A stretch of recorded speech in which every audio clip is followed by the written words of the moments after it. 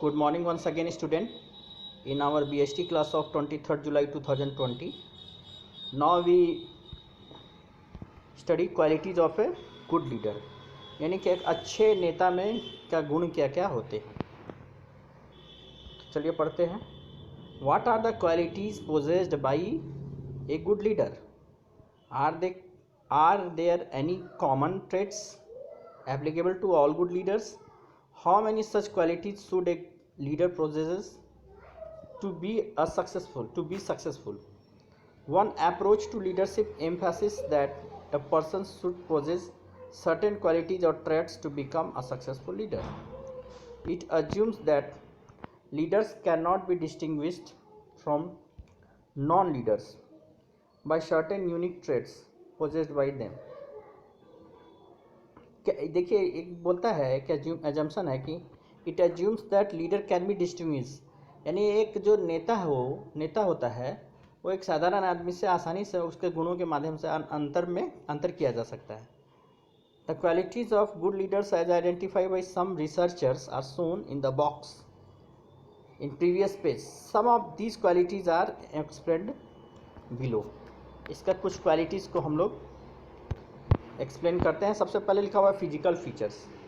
तो physical features में आप जानते हैं कि features like height, weight, health, appearance, वो इसका एक आकर्षण जो होता है, वो देखकर जो आकर्षण होता है वो उसको क्रिएट करता है. फर्स्ट जो हमारा अट्रैक्शन होता है वो उसका कि बॉडी पोस्चर क्या है, देखने में कैसा है, उसका पहनावा क्या है और वो देखने में कितना सुंदर है, उसका हाइट क्या है, ये सब आपको जो है ये करता है. Health and endurance to help leader to work hard which inspire other to work. तो ये आपको एक टेम्पो हुआ. चलिए नेक्स्ट हम लोग बढ़ते हैं नॉलेज. तो दूसरा जो इम्पॉर्टेंट चीज़ होता है वो है knowledge. A good leader should have required knowledge and competence. Only such person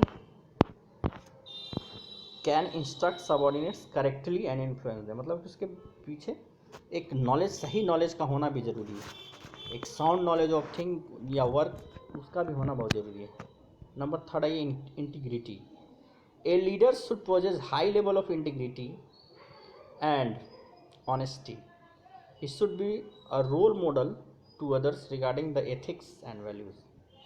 देखिए, ये तो बहुत इंपॉर्टेंट रोल अदा करता है कि उसका वैल्यूज़, उसका एथिक्स, उसका इंटीग्रिटी का मतलब होता है अखंडता. यानी वो जो भी सोचता है वो कितना उसमें वो अखंड है, यानी उसका विचार बार बार नहीं बदलता है. उसका जो विचार का डेवलपमेंट हुआ है बहुत धीरे धीरे और बहुत सटीक हुआ है और बहुत ठोस हुआ है, बहुत स्ट्रांग हो गया होगा. तो यही हो गया आपको इंटीग्रिटी. नाउ नंबर 4 पॉइंट में ये इनिशिएटिव. इनिशिएटिव का मतलब होता है कि निर्णय लेने की क्षमता और शुरुआत करने की क्षमता होती है. यानी किसी काम को शुरू कर सकता है, एक मूवमेंट जो होता है उसको शुरू कर सकता है. तो पढ़ते हैं हम लोग. A leader should have courage and initiative. Courage मतलब होता है साहस. He should not wait for the opportunity to come to his way. यानी अपॉर्चुनिटी को अवसर का तलाश में नहीं रहता है कि उसका रास्ते में अवसर आएगा तो आगे बढ़ेगा. Rather he should grab the opportunity. इसके बदले वो क्या होता है कि खुद ही जाके अपॉर्चुनिटी को ग्रैब करता है, पकड़ लेता है. And use it to the advantage of the organization. और ऑर्गेनाइजेशन को लाभ पहुंचाता है. यहाँ पे हर चीज़ ऑर्गेनाइजेशन को लेकर है. यहाँ पे हर चीज़ बिजनेस के परिप्रेक्ष्य में हमें समझना है, न कि हम भारत की स्वतंत्रता आंदोलन और इस सब में चले जाए. वो एक एग्जाम्पल है. नंबर 5 जो है ये होता है communication skill. Communication is the fourth and foremost important element of directing. Communication जो होता है, कम्युनिकेशन मतलब होता है खुद की भी समझ होनी चाहिए और दूसरों को भी समझ होनी चाहिए. अब जब तक आदमी खुद को समझ नहीं पाएगा, वो अपने विचारों को नहीं समझ पाएगा, तो उसको व्यक्त भी नहीं कर सकता है. व्यक्त भी करना है तो भाषा के माध्यम से इस तरह से व्यक्त करना है कि वो सही दूसरों तक पहुँचे. और इस बात का फीडबैक भी लेना है कि जो मैसेज या जिस चीज़ को वो पहुँचाना चाहता है दूसरों को, वो बिल्कुल सही रूप से उस तक पहुँचा है या नहीं, कुछ उसमें वो कुछ कन्फ्यूज़न या कुछ गलत चीज़ें तो वहाँ तक नहीं पहुँची हैं. तो कम्युनिकेशन ये बोलने में इतना आसान लग रहा है परंतु है नहीं. सब लोग कम्युनिकेशन स्किल में माहिर नहीं हो सकते. कम्युनिकेशन स्किल अपने आप में बहुत बड़ा गुण होता है. तो एक लीडर में जो है ये एक बहुत बड़ा गुण है कम्युनिकेशन स्किल. ना आइए कम पॉइंट नंबर 6, मोटिवेशन स्किल, यानी वो दूसरों को हमेशा मोटिवेट करता है। मोटिव हम लोग पढ़े थे ना, motivation and motivators.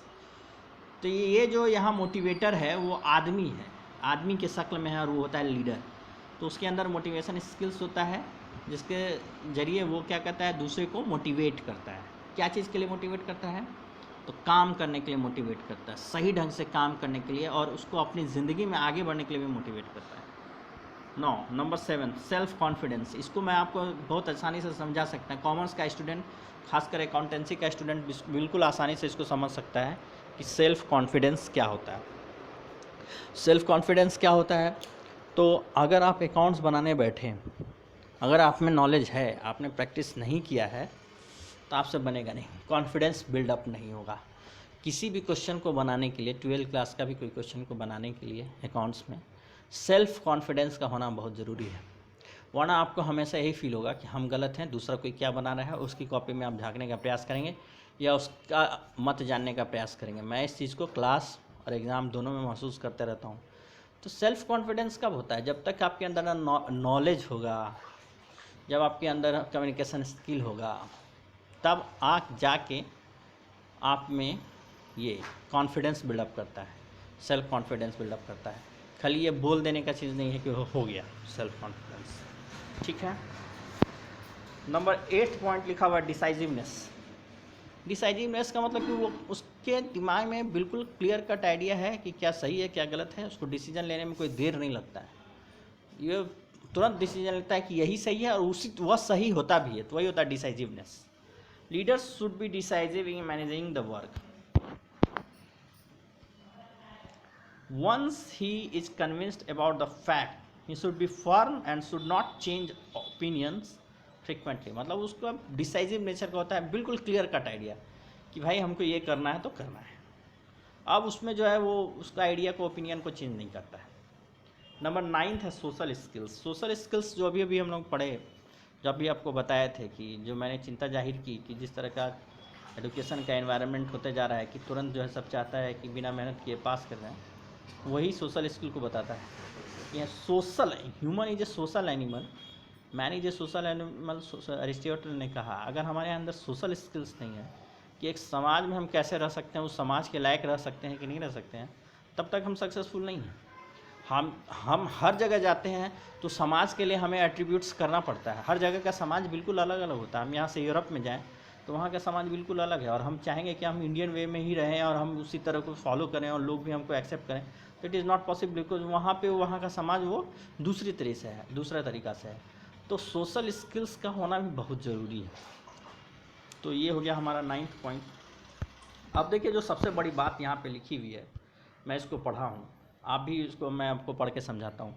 However we should remember that a good leaders may not necessarily possess all qualities of a good leader.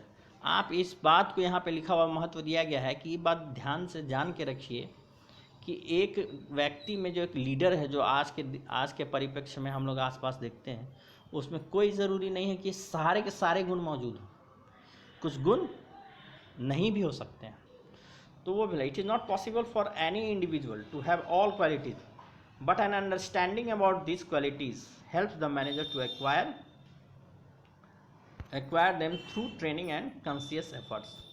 मतलब कि मैनेजर के सेंस में बोला गया है कि लीडरशिप का जितना क्वालिटी है उसके अंदर हो, ये ज़रूरी नहीं है, लेकिन धीरे धीरे अपने कॉन्शियस एफर्ट से वो धीरे धीरे हर चीज़ को एक्वायर कर सकता है। कम मात्रा में ही करे, लेकिन वो एक्वायर कर लेता है।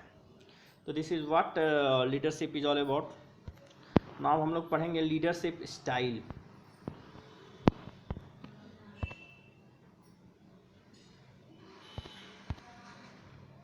चलिए अब हम लोग पढ़ते हैं leadership style. There are many theories of leadership behavior and styles.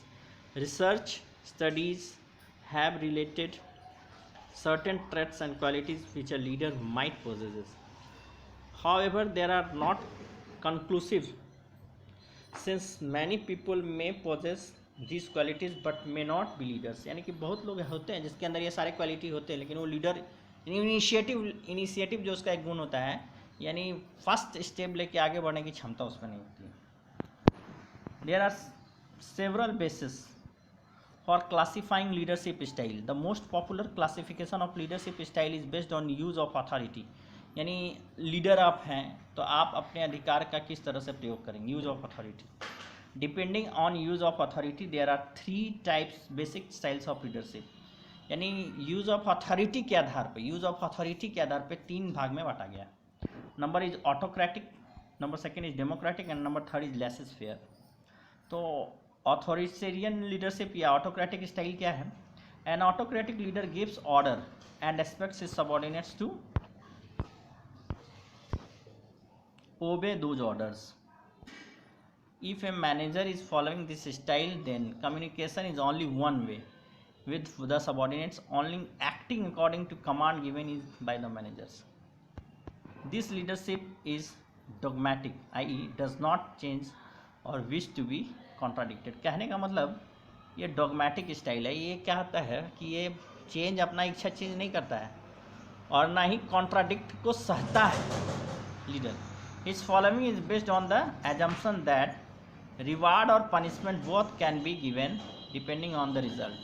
यानी अगर रिजल्ट उसका नहीं निकला तो आपको पनिशमेंट भी मिल सकता है. This leadership style is effective in getting productivity in many situations, like in a factory where the supervisor responsible for production one time and has to ensure labor productivity. Quick decision making is also facilitated. But there are variations also. This may listen to everyone's opinion, consider subordinates ideas and concern, but the decision will be their own. देखिए इसमें बोलता क्या है कि दूसरों का तो सुन तो लेता है लेकिन वो डिसीजन खुद का ही करता है. तो ये वाला जो स्टाइल है वो फैक्ट्री में काम आता है, जहाँ पर आपको प्रोडक्शन का ज़्यादा ज़रूरत है, यानी ज़्यादा यूनिट बनाने का ज़रूरत है. वहाँ पे अथॉरिटेटिव स्टाइल चलता है कि हम बोल दिए आपको बनाना है तो बनाना है. तो ये हो गया आपको अथॉरिटेटिव स्टाइल ऑफ लीडरशिप. और सेकेंड इज डेमोक्रेटिक और पार्टिसिपेटिव लीडरशिप. डेमोक्रेटिक तो डेमोक्रेसी क्लास 6-7 से ही बच्चे पढ़ते रहते हैं सिविक्स में, सोशल साइंस में. तो डेमोक्रेसी में क्या होता है कि ओपिनियन ऑफ पीपल मायने रखता है. तो देखिए क्या है, a democratic leader will develop action plans and makes decisions in consultation with subordinates. He will encourage them to participate in decision making. This kind of leadership style is more common nowadays, since leaders also recognize that people perform best if they set their own objectives. They also need to respect the others' opinion, support subordinates to perform their duties and accomplish organizational objectives. They exercise more control on using the force with in the group. कहने का मतलब कि ये दूसरे के opinion को समझता है और उसके बाद डिसीजन लेता है. तो ये जो है बीच का मामला होता है. 3 स्टाइल्स ऑफ लीडरशिप है. सबसे नीचे आता है अथॉरिटी, यानी जो बोल दिए होना है, ये फैक्ट्री लेवल पे काम आता है. ऊपर से आइएगा ऑपरेशनल लेवल पर, तो ऑपरेशनल लेवल पर यानी कि सुपरवाइजरी लेवल पर जो मिडिल लेवल मैनेजमेंट है, वहाँ पे आपको ये डेमोक्रेटिक स्टाइल ऑफ लीडरशिप आता है कि वहाँ पे सबके ओपिनियन को ध्यान में रखते हुए हमें डिसीजन लेना है. Now come to point number 3, that is laissez faire और फ्री रियन लीडरशिप. देखिए ये फ्री रियन होता क्या है? Such a leader does not believe in the use of power unless it is absolutely essential. The followers are given a high degree of independence. यहाँ देखिए follower को high degree of independence दिया गया है कि आप जिस मर्जी से अपना काम कर सकते हैं, आप फॉर्मुलेट कर सकते हैं, अपना आइडिया बना सकते हैं, ऑब्जेक्टिव और वेज काम करने का तरीका अपना सकते हैं. तो ये किस मैंने जब हम और ऊपर और अच्छे लोग और अच्छे यानी सभी कोई अगर अच्छे हो गए तो वहाँ पर किसी को निर्देश देने की ज़रूरत नहीं है, काम अपने आप होता है. That is laces fair style of leadership. वहाँ पे हर आदमी लीडर है क्योंकि वो अपने ढंग से ऑर्गेनाइजेशन को, एवरीथिंग को वो समझता है और अपने हिसाब से काम करता है. वो ऑर्गेनाइजेशन के लिए भी उचित होता है. तो ये टॉप लेवल का है. ऐसा तो पॉसिबल ही नहीं है, ऐसा लगता ही नहीं कि पॉसिबल है, क्योंकि ऑथोरिटेटिव जो है हर आदमी के अंदर होता ही है. अगर हम प्रैक्टिकल लाइफ में जाएं तो इट इज़ नॉट पॉसिबल, बिल्कुल पॉसिबल नहीं है. कहीं ना कहीं जाके ऑथोरिटेटिव स्टाइल ऑफ लीडरशिप आ ही जाता है, हम कितना भी ऊपर आए. तो ये सब पेपर्स में अच्छा लगता है और होता भी है, लेकिन ये पूरी तरह से होना संभव भी नहीं है. तो बीच में जो डेमोक्रेटिक स्टाइल ऑफ लीडरशिप है, डेमोक्रेटिक स्टाइल ऑफ लीडरशिप ही चलता है और साथ साथ ऑथोरिटेटिव तीनों अथॉरिटेटिव जो होता है वो तीनों में होता है। ऐसा नहीं है कि केवल लेसेस फेयर है तो सबका बात मान रहे हैं, तो हो सकता है कि अगर दो कॉन्ट्राडिक्शन होगा तो काम ही नहीं होगा। बोले कि हम इस तरह से जा रहे हैं तुम इस तरह से जाओ, तो काम हो नहीं सकता। कहीं ना कहीं जाके हमें एक मत पे ही जाना पड़ेगा, तभी जाके ऑर्गेनाइजेशन का काम होगा और सक्सेसफुल होगा। तो that is all 3 style of leadership. I hope all 3 style of leadership आप लोग समझ सकते हैं। ऑथोरिटेटिव का अगर आपके दिमाग में आपको एक लीडर का नाम डालना है, वो लीडर मैं पॉलिटिक्स से ले रहा हूँ, तो वो ज़्यादा अच्छा होगा। दैट इज़ हिटलर, मुसोलिनी, यानी कि जो बोला वही सही है भाई, वही करो नहीं तो दंड दिया जाएगा। नंबर सेकंड में ये महात्मा गांधी, जो डेमोक्रेटिक स्टाइल ऑफ लीडरशिप, जो इंडिया में पूरा इसका सिस्टम है डेमोक्रेसी का, वो डेमोक्रेटिक स्टाइल ऑफ लीडरशिप है, जहाँ पे सभी की बातों को मानना है और हमें आगे बढ़ना है। और अगर दूसरा कोई नहीं समझ रहा तो उसको समझा कर आगे बढ़ना है, ये नहीं कि उसको छोड़ के हमें चल जाना। तो that is democratic style of leadership. And number third is laissez faire. Laissez faire's आप रियल मैड्रिड टीम में चले जाइए, बहुत पहले हुआ करता था कि वहाँ मैनेजर का कोई ज़रूरत ही नहीं, सब बहुत अच्छा से खेलता था और मैच भी जीतता था। तो वो बहुत कम ही देखने को मिलता है laces fair style of leadership या फ्री रियन लीडरशिप, जहाँ पे लीडरशिप नाम का तत्व नहीं है, सभी लोग अपने से काम करते हैं।